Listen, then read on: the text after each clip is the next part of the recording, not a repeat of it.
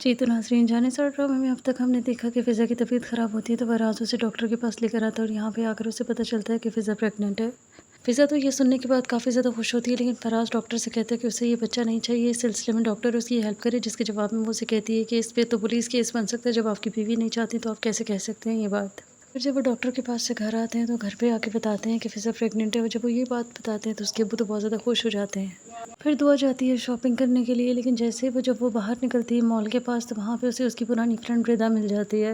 वो जब दुआ को गाड़ी से निकलते हुए देखती है और इस तरह प्रोटोकॉल के साथ देखती है, तो उसको कहती है कि तुम्हारी कौन-सी लॉटरी लग गई है जो तुम एकदम से इतनी ज़्यादा अमीर हो चुकी हो।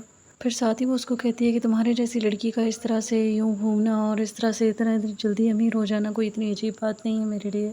फिर वो दुआ से पूछती है कि तुम मुझे बताओ, तुम फराज़ के साथ भागी थी या किसी और के साथ, जिसके जवाब में दुआ को गुस्सा आ जाता है और वो रिदा से कहती है वो उसकी मज़ीद एक बात भी नहीं सुनेगी।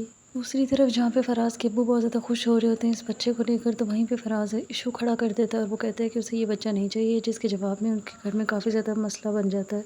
फराज़ की अम्मी भी फराज़ का साथ देती हैं, जिसके बाद उसके अब्बू उसे घर से निकाल देते हैं।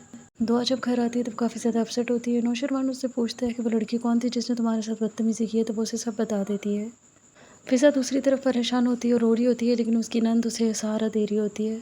फिर वहाँ पे फ़िज़ा की सास आ जाती है, जो कि उसको बुरा भला कहने लग जाती है और उसे कहती है जिस दिन से तुम इस घर में आई हो रोज़ तो कोई ना कोई मसला हो रहा है और फराज़ को भी तुम्हारी वजह से घर से निकाला है। फिर दूसरी तरफ ज़ुनैरा को दिखाते हैं, जो कि कशमाला से बात कर रही होती है और रूमी ये सारी बातें उनकी सुन लेती है।